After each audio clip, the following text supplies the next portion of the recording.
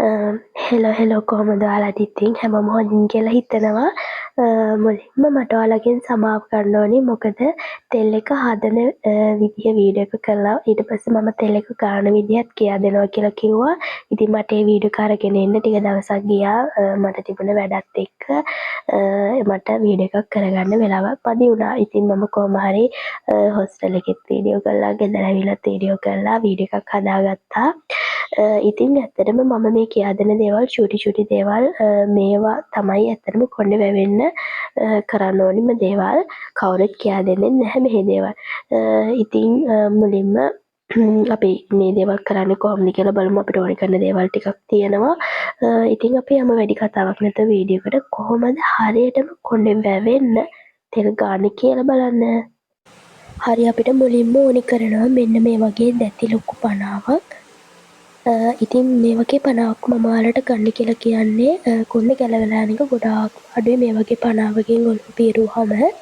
ඉතින් තෙල් ගන්න කලින් අපි හොඳට කොණ්ඩේ කැට කඩලා හොඳට ඔලුව පීර ගන්න ඕනි. ඊට පස්සේ අපි දැන් යමු තෙල් එක රත් කරගන්න. තෙල් එක රත් කරගන්න අපි ඩබල් බොයිල් ආකාරයෙන් තමයි රත් කරගන්නේ. ඉතින් මේ වෙලාවේ මට හොයාගන්න පුළුවන් වුණේ හොස්ටල් එකේ මේ භාජනය තමයි. ඉතින් ඔයාලා සුදුසු භාජනයක් ගන්න. මේ වගේ තෙල් බෝතලේ තියලා ඊට පස්සේ මම එකතු කරගන්නවා මේකට මද උණුසුම් වතුර. තෙල් එක රත් වෙන්න අවශ්‍ය ප්‍රමාණයට තමයි මේ විදිහට එකතු කරගෙන ටිකක් වෙලා තියන්න තෙල් එක රත් වෙනකම්.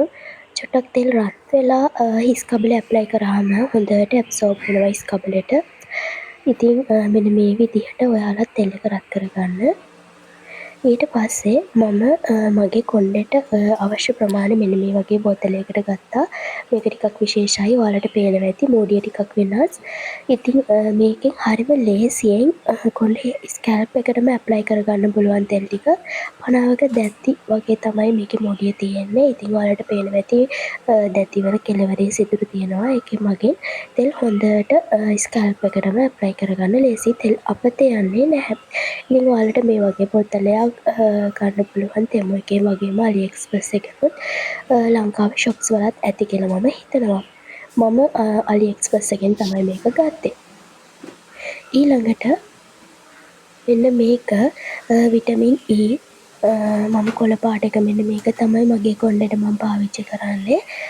ඕනෑම ෆාමසි එකකින් ඔයාලටත් ගන්න පුළුවන්. විටමින් E ඉල්ලුවොත් අනිවාර්යයෙන්ම ගන්න පුළුවන්. මම පාවිච්චි කරන්නේ මෙන්න මේ බ්‍රෑන්ඩ් එක තමයි. විටමින් E කියන්නේ අනිවාර්යයෙන්ම අපි කොණ්ඩෙට එකතු කරගන්න ඕන දෙයක්. කොණ්ඩේ වැවෙන්න අපිට ලබා දෙන කියන්නේ කොණ්ඩේ වැවෙන්න ඕනම ඩොක්ටර්ස්ලා පවා අපිට දෙන දෙයක් තමයි විටමින් E කියලා කියන්නේ. ඉතින් බාහිර ආලේපනයක් නිසා මේක පාවිච්චි කරාට කමක් නැහැ. ඊළඟට මම තෙල් එක හොඳට ඇබ්සෝබ් වෙන්න මෙන්න මේ වගේ ටූල් එකක් පාවිච්චි කරනවා. මේකේ තමයි ස්කැල්ප් මසාජ් එක මගේ. මේක මගින් හොඳට තෙල් ටික ස්කබලට ඇබ්සෝබ් කරගන්න පුළුවන්. ඊළඟට මෙන්න මේක මගේ සීක්‍රට් හෙයාර් ටොනික් එක. මේක හදන්නේ කරාපනටි දෙක තුනක් රෝස්මෙරි කුරු දාලා මම වතුර පුරවලා මේ බෝතලෙටම රැයක් එළි වෙනකන් තියෙනවා. ඊට පස්සේ මෙන්න මේ වගේ පාටක් එනවා. ඉතින් මම මේක ගාන්නේ හොඳට දැන් තෙල් ගාලා කොණ්ඩේ වොෂ් කරනවා. මම කොණ්ඩේ වොෂ් කරලා ඉවරනාට පස්සේ තෙත පිටම මේක ස්ප්‍රේ කරගන්නවා ස්කැල්ප් එකට වගේම කොණ්ඩෙටත්. ඊට පස්සේ හොඳට මසාජ් කරනවා. මේ වගේ හෙයාර් ටොනික් ස්වභාවික දේවල් වල ඉන්නේ හදන්නේ ඒ නිසා ගොඩාක් හොඳයි. ඊළඟට මම පාවිච්චි කරන ටූල් එක තමයි මෙන්න මේක. මේකේ නම තමයි ඩැමරෝල් එක. මේක මම ගත්තේ අලි එක්ස්ප්‍රස් එකේ. ඔයාලට මම පෙන්නන්නම් මේක කොහොමද කියලා. හරිම අතට පහසු හැඩයක් තමයි තියෙන්නේ මෙන්න මේ විදිහට. මේක කෙළවරේ මෙන්න මේ වගේ රෝල් එකක් තමයි තියෙන්නේ. මේකේ පුංචි නීඩල්ස් තියෙනවා. ඒ කියන්නේ රිදෙන්නේ නැහැ මේක. මේක මගින් ස්කැල්ප් එක මසාජ් වෙන එක තමයි වෙන්නේ. එතකොට මුලකේශ උද්දීපනය වෙන්න කියන්නේ තෙල් ඇබ්සෝබ් වෙන්න මේක ගොඩාක්ම උපකාරී වෙනවා. ඇත්තටම ලොකු ගාණක් වෙන්නේ නැහැ මේ වගේ දේවල් ඔයාලට ගන්න පුළුවන්. මම ගත්තේ අලි එක්ස්ප්‍රස් එකේ. මම හිතනවා ලංකාවේ පේජස් වලත් ගන්න පුළුවන් ඇති. තෙමු එකෙත් මම හිතන්නේ මේක තියෙනවා.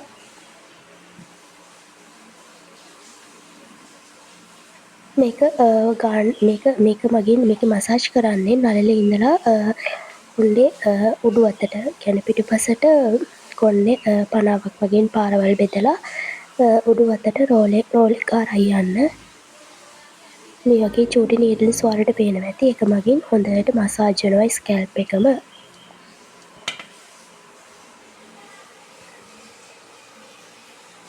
මේ වගේ හරි මතට පහසුයි. ඊළඟට මම මෙන්න මේ වගේ හෙයා සීරම් එකක් පාවිච්චි කරනවා දී ඔඩිනරි එකේ.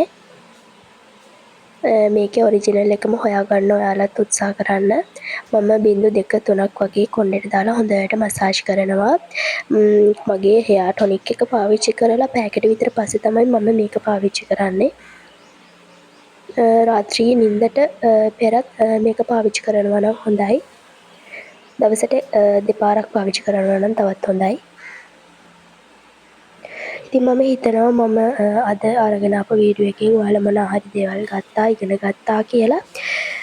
ඉතින් මේවා තමයි කවුරුත් කියන්නේ නැති පුංචි පුංචි ටිප්ස් වෙන්නේ. මම කරන දේවල් තමයි මම ඔයාලට කියා දුන්නේ. ඉතින් තවත් වීඩියෝ එකකින් ඊළඟ එකකින් හමු වෙමු අපි. එතකම් බයි බයි ඔයාලට සුබ දවසක්.